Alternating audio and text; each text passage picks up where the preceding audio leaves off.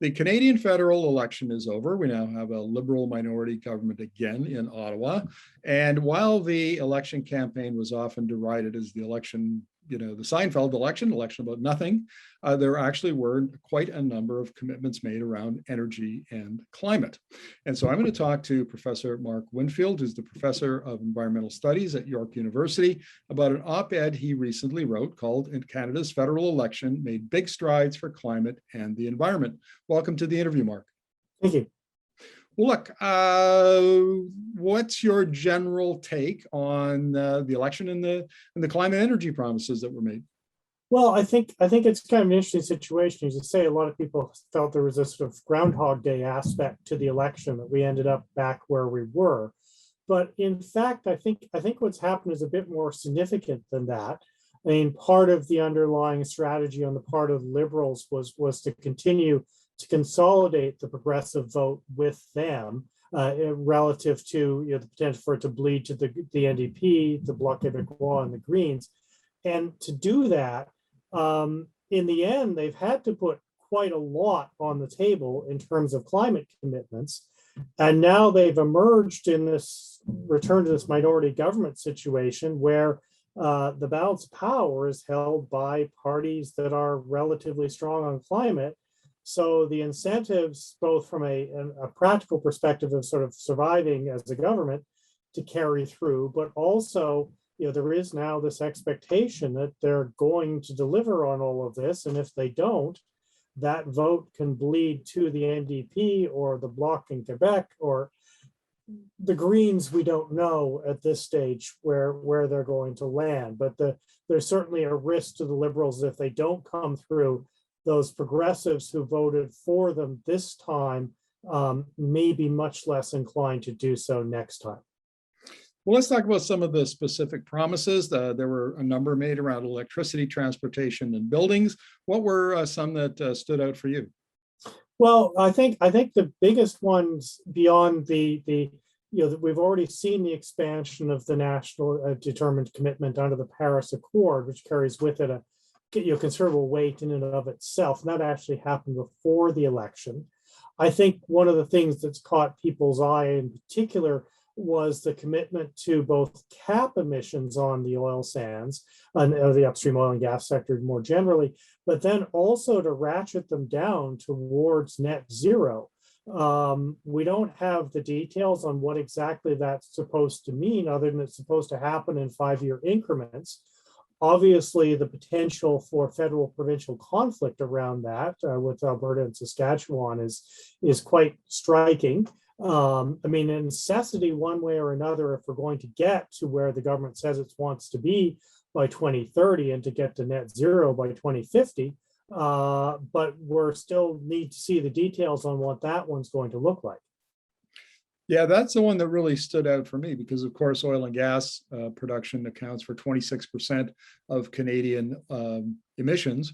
And as I pointed out in a video column about the Conservative Party of Canada's plan, as long as production increases, emissions either go up or plateau. They have never come down.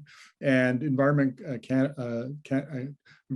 Climate Change Canada forecasts that production of oil and gas is going to go up by 1.4 million barrels of oil a day, or barrels of oil equivalent per day by 2030. So if you've got rising production, driving down emissions is going to be a considerable challenge. It's going to be a very, very serious challenge. I mean, it was implicit in the December 2020 paper that the federal government released. It began to sort of talk about that upstream oil and gas emissions are going to have to come down, but this carries us much further. I mean, it's not really a scenario that the Canadian Energy Regulator contemplated when it did its last sort of round of modeling. So how that's going to happen is an open question. I mean, there has been considerable discussion, obviously, about carbon capture and storage and what role the federal government might play financing that. There are other things floating out there as well, but that one was the most striking. I mean, the EV stuff was already there, although it has not been translated into formal mandates yet, but there were signals, there was intention to move in that direction. there's been a long conversation about low carbon fuels. I don't know if we'll get there. And there were clearly signals around buildings as well. So all of those things we sort of knew already were potentially out there. It was the oil and gas one. And then also the move towards net zero in the electricity sector is the other one, which was particularly striking to me. Given again that you've had transitions happening in the sector already, but they've been in the direction of natural gas, and indeed in Ontario, the reliance on gas appears to be accelerating. So again, how that part is going to play out, or what that's going to look like, again, is a big and open question at this stage in terms of how that will actually work out. Now, there's been a lot of talk about nuclear to decarbonize the electricity system and provide the additional electricity we'll need as we electrify the economy up to 2050. And I thought U.S. Secretary Granholm, Secretary of Energy Granholm, made some very positive comments. And by that, I mean that the U.S. government, the Biden administration, is committed to a lot more nuclear power to make that happen. And I was wondering, given Ontario, the predominance of nuclear there, if you think that will have implications for what Canada does. I don't know. I mean, part of it is, the federal government has been very keen on the small modular reactor theme, although they suffer from the small problem of this existential challenge that they don't actually exist. And don't appear to be anywhere close to operationalization within the timeframes that we're talking about, particularly by 2030. The other problem, of course, that keeps coming up, even with massive governmental support during the Obama time as well, is that nuclear just keeps coming back as uneconomic relative to the alternatives. We've seen costs on solar and wind falling very dramatically. The low cost of natural gas has been a factor too in the United States. That is starting to shift a bit. But at the end of the day, nuclear just seems to be uneconomic. And even if you turn a blind eye to all the problems around, legacy issues, waste, accident risks, security risks, all of those sorts of problems.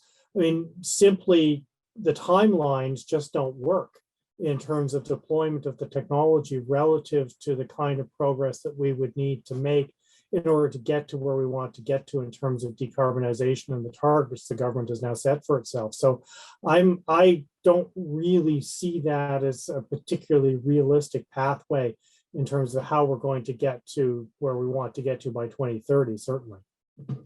Well, let's talk about what may be the biggest obstacle to federal plans, and that is federal provincial conflict, because a lot of the energy and climate jurisdiction that the promises have been made about, such as energy, turn out to be the purview of the provinces. And so far, as we've seen from Premier Kenney in Alberta, Premier Moen in Saskatchewan, they are not inclined to play nicely with the federal government.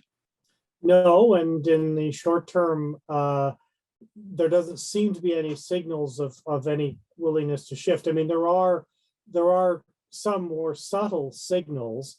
Particularly that Mr. Kenney's proposal and various other folks that, the federal government effectively finance a major move on carbon capture and storage in Alberta, in some versions to the tune of $30 billion through the tax system. And that remains, I think, potentially on the table as some sort of the outline of a potential grand bargain. Depending on how one feels about carbon capture and storage. So it's unclear, though, where this is going to head. The other consideration, of course, is that Mr. Kenney, more broadly, is in very deep political trouble in Alberta. And as we know, if the election were held next week, Ms. Notley may find herself back in the Premier's office. That could lead to a very, very different set of conversations and dynamics. So I'm curious at this stage to see how this plays out, because on the one hand, on the surface, there does look like the potential for a lot of conflict. On the other hand, the federal government's sort of enthusiasm around carbon capture, storage, utilization, hydrogen being the other dimension of this as well, particularly blue and gray hydrogen. There may be yet some ground that emerges between the federal government in Alberta and Saskatchewan. There are lots of folks who would wonder, is that really such great ground to end up on? But there may yet be some pathways through that. Well, I want to finish up the interview, Mark, with your comments about electric vehicles. Now, the federal government has got rebates or $5,000 subsidies, I guess.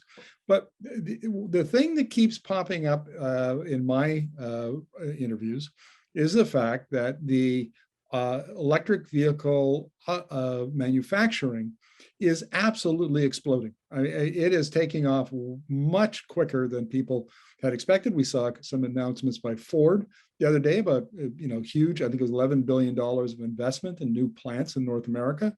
And we're seeing that in Europe, we're seeing it in China and Japan and South Korea.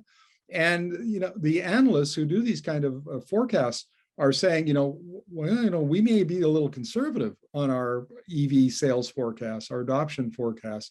And that, of course, has big implications for oil demand. And if that has big implications for oil demand, then the federal government has to say, well, do we want to invest in carbon capture and storage? And that's infrastructure that could be, become a stranded asset, and we paid for it. What's your take on that? Well, I think this is one of the whole series of things in there. This is one of the concerns around a big move in CCS or CCUS. Are you effectively giving a lifeline to a fossil fuel industry, which may be in a sunset mode anyway, particularly in relation to transportation fuels? I think that's a very, very real risk.